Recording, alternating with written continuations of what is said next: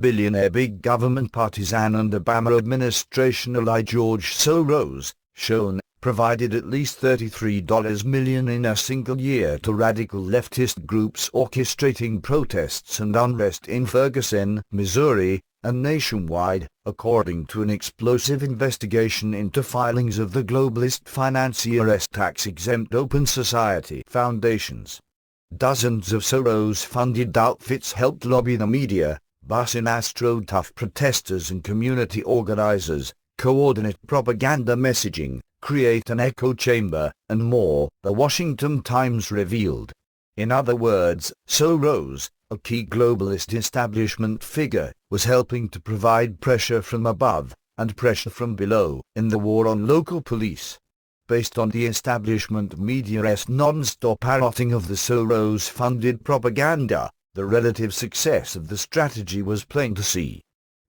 Despite the recent uproar over Soros' giant role in exploiting Ferguson and bankrolling nationwide anti-local police machinations, it is hardly the first time that Soros, a protégé of the Rothschild banking dynasty, has faced scrutiny over his pseudo-charitable activities. In fact, as The New American has documented extensively, varied efforts have benefited from the powerful hedge fund boss largesse, including the anti-market Occupy Wall Street movement, the Obama election campaign, and deadly revolutions overseas. In Ferguson and beyond, though, the influence of Soros' billions was felt close to home by millions of Americans. There is a solitary man at the financial center of the Ferguson protest movement, reported the Times' Kelly Riddell, citing financial records and interviews with key players about the Soros' role in fueling the manufactured chaos that engulfed Ferguson. No, it has not victim Michael Brown or Officer Darren Wilson. It has not even the Rev. Al Sharpton, despite his ubiquitous campaign on TV and the streets.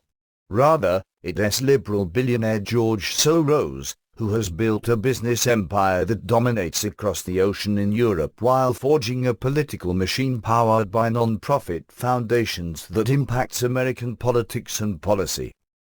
According to the Times story, which garnered headlines worldwide, Soros organizations helped mobilize demonstrators and build up coalitions, often coalitions of his own AstroTurf outfits to drum up hysteria. Some Soros groups developed dubious academic research and generated editorials that the establishment press was only too happy to promote and parrot. The Soros-funded organizations fed off each other, the Times reported, creating what the paper described as an echo chamber within social media and the mischaracterized mainstream press. Even some of the media outlets hyping the Soros-funded grassroots schemes are funded by Soros. Among the radical Soros organizations that descended on Ferguson and participated in the scheming were the Samuel DeWitt Proctor Conference in Chicago, the Drug Policy Alliance, Make the Road New York, Equal Justice USA, Sojourners, the Advancement Project, the Center for Community Change, and networks from the Gamaliel Foundation. All were aimed at keeping the media's attention on the city and to widen the scope of the incident to focus on interrelated causes, not just the overt policing and racial discrimination narratives that were highlighted by the news media in August. The Times reported about the activities of the collection of Soros-funded groups, including more than a few race-hate mongers and pseudo-religious outfits with strong ties to the Obama administration. More than a few critics have referred to Soros operatives as racist hate groups. In one column lambasting admitted National Socialist, Nazi, collaborator Soros as evil, for example, the billionaire financier's activities were described as paying racist leftists to block roads and harass you. Columnist Daniel Greenfield also suggested that Ferguson victims of Soros-linked rioting, looting, and violence ought to send the bill to the prominent hedge fund boss. Ben Buddard at Personal Liberty Digest, meanwhile, noted that, by the end of the Times report, echo chamber begins to seem an inadequate description for a coterie of groups that occupy such a claustrophobic ideological, organizational and financial space. Still, Despite Soros' giant footprint in Ferguson, the widely criticized billionaire was not entirely alone in fomenting the unrest. His establishment allies and other powerful forces helped too. As our article, "Are Local Police to Blame?" points out, the Ford Foundation, Tides Foundation, and other radical tax-exempt philanthropies have poured millions of dollars into the activist groups encouraging the riots and discord. Amid ongoing anti-police protests in New York and across the nation, analysts dug up a 2010 news story that reported on another Soros funding angle that might have also played a role in building up the movement behind the riots. 5 years ago, New York schools introduced what was dubbed a human rights curriculum for middle and high school students. In addition to hyping controversial UN notions of human rights, the scheme focused heavily on the anti-police work and initiatives of self-described communist revolutionary and Soros beneficiary Van Jones, the radical who served as Obama's green jab czar until his extremist revolutionary background was exposed by the conservative press. The Obama administration, which benefited from millions of Soros dollars on the campaign trail, was also important, with top officials, including Obama, irresponsibly meddling in and commenting on a local issue with a view to fomenting racial strife. The Justice Department, meanwhile, was recently exposed for having provided grants to a leftist community organization that was involved in producing a rap music video glorifying and encouraging the murder of police officers. The outfit, dubbed Bronx Defenders, has received at least $1.50 million in U.S. taxpayer dollars from Obama's Department of Justice, and more than $100 million from New York taxpayers since 2007.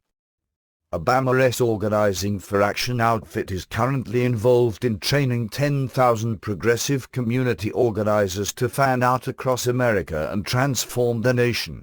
According to the Washington Post, offer was designed to essentially be the Obama presidential campaign, made eternal. As a 501c4 social welfare non-profit, offer has taken in millions of dollars for use in political lobbying and organizing, much of it from Soros. Meanwhile, Obama and his allies in the establishment media have made a major issue of the influence of dark money contributed to conservative 501c4 organizations for political action.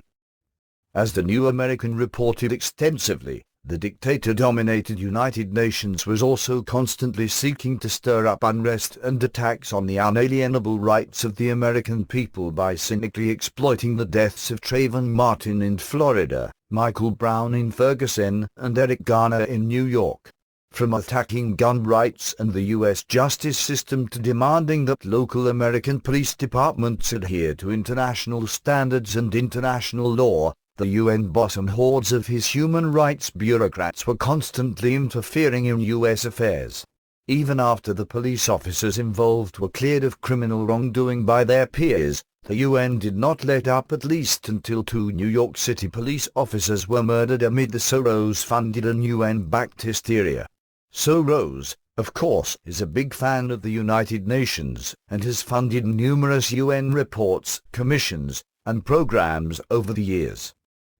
Of course, no manufactured statist protests to transform America would be complete without communist involvement and useful idiots to do the dirty work. And Soros' latest antics from Ferguson to New York aimed at promoting big government, radical change, and nationalized police were no exception.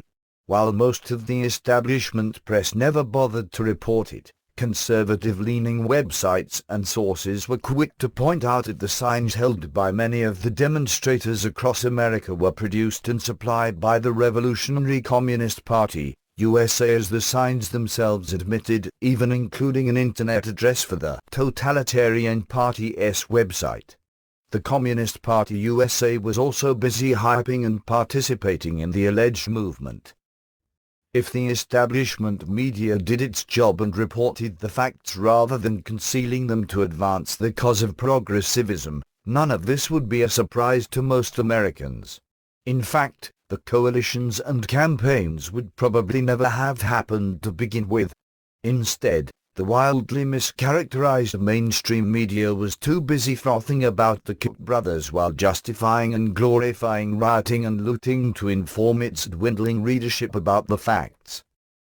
And while the Ferguson hysteria from last year appears to have died down for now, like the Soros-funded Occupy Wall Street machinations, the key players and financiers are without a doubt already plotting their next pseudo-grassroots movement to fundamentally transform the United States and its long constitutional tradition of locally controlled police.